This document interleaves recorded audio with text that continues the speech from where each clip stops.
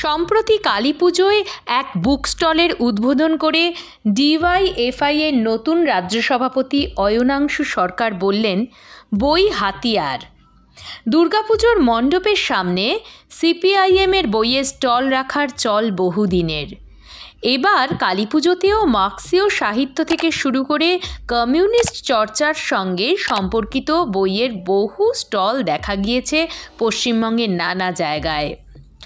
আরও ভালো করে বললে ডিওয়াইএফআই এবং এসএফআই এর উদ্যোগে রাজ্য জুড়ে চলছে বই কেন্দ্রিক আসর। সচরাচর দুর্গাপুজোর সময়ে সরাসরি দলের কমিটির আয়োজনে বই বিপণী খোলা হয়েছে। দীপাবলির সময়ে গণসংগঠন সেই উদ্যোগের দায়িত্বে থাকে। এবার সিপিআইএমের যুব ও ছাত্রদের আয়োজনে কোথাও বৈঠকখানা, কোথাও বৈঠকখানা, আবার কোথাও বইয়ের স্পেস নাম দিয়ে চলছে বইয়ের বিপণী। শুধু সমাজ মাধ্যমে আটকে না থেকে বইকে আঁকড়ে সামনে রেখে মানুষের সঙ্গে যোগাযোগ বাড়ানোই উদ্যোগের লক্ষ্য। কলকাতার মধ্যে বেহালায় বিমান বসু, আর্মহার্স্ট স্ট্রিটে সেলিম বা বাঁকুড়ায় অমিয় পাত্রের মতো নেতারা এমন আসরের কোথাও সূচনা করেছেন, কোথাও উপস্থিত হয়ে মত বিনিময় করেছেন। সিপিআইএমের কেন্দ্রীয় কমিটির সদস্য সুজন চক্রবর্তীর মতে, বইয়ের বিপণী মানে শুধু বই বিক্রি করে চলে যাওয়া নয়, মানুষের মনের কাছে পৌঁছনো, এই কথা মাথায় রাখা হয়েছে। এখানে উঠেছে প্রশ্ন, অনেকে মনে করছেন অর্থের উপার্জন বাড়ানোর জন্যই দুর্গাপুজোর মতো কালী পুজোতেও রাজ্যের নানা জায়গায় বুক স্টল করছে সিপিআইএম।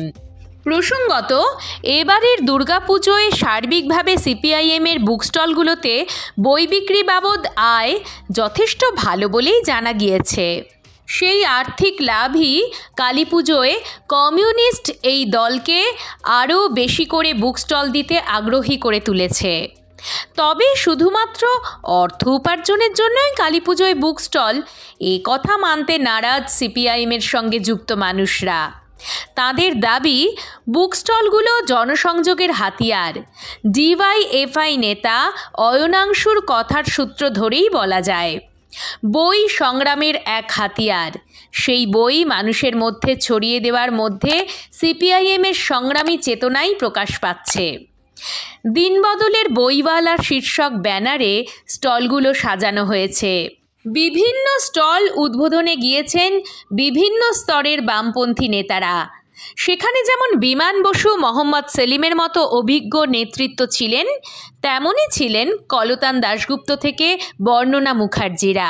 সব মিলিয়ে স্রেফ বামমনস্কদেরই নয়, সার্বিকভাবে জনমুখী লক্ষ্য নিয়েই এই উদ্যোগ নিয়েছে বলে দাবি সিপিআইএম কর্মী সমর্থকদের। সারা বছর সংগ্রাম আন্দোলনে থাকতে চায় ভারতের কমিউনিস্ট পার্টি। তাঁদের মতে, বইয়ের মাধ্যমে মানুষের মধ্যে থাকা সার্বিক লড়াইয়ের একটা পথ মাত্র। তাই শুধু পুজোতেই নয়, সারা বছর নানা অনুষ্ঠানে বইকে হাতিয়ার করে লড়াইয়ে থাকতে চান তাঁরা। শহর থেকে জেলায় ছড়িয়ে পড়েছে সিপিআইএম তথা এসএফআই, ডিওয়াইএফআই এর এই উদ্যোগ। এসএফআই এর কেন্দ্রীয় স্তরের নেতা চিকিৎসক দীপ্তজিৎ দাস একটি পোস্টে লিখেছেন, যাক মুছে যাক বিষাদ কালো, জাগরণের মশাল জালো, আশাবাদের 11, আলোর উৎসবে উত্তর 24 পরগনা জেলা জুড়ে এসএফআই এর উদ্যোগে আয়োজিত হলো 11টি বুক স্টল। কোথাও সাথে যুব মহিলারা, কোথাও ছাত্ররা বাকিদের সহায়তা নিয়ে নিজস্ব উদ্যোগেই চালাচ্ছে স্টল। বারাসাত, দমদম, বনগাঁ, চাঁদপাড়া, সোদপুর, ব্যারাকপুর, নৈহাটি সর্বত্র জনসাধারণের ভিড় এবং বিক্রয় ছিল উৎসাহব্যঞ্জক।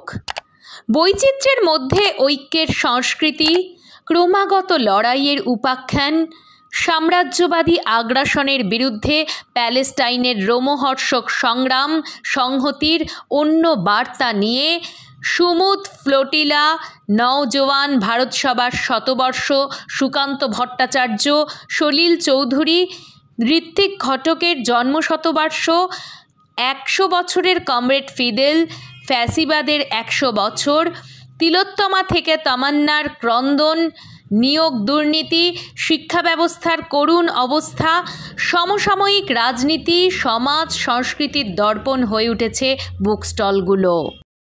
প্রতিটি স্টলেই রয়েছে অভিনবত্ব, চেতনার নতুন রসদ, সাথে থাকছে বিকল্প সংস্কৃতির চর্চা। সময়ের সাথে মানানসইভাবেই মেলে ধরা হয়েছে রাজনীতিকে। মানুষ তাঁর দৃষ্টিভঙ্গি দিয়ে বিচার করবেন। তবে একথা বলাই যায়, বঙ্গ রাজনীতিতে ক্রমশ প্রাসঙ্গিকতা ফিরে পাচ্ছে বই বিপ্লব।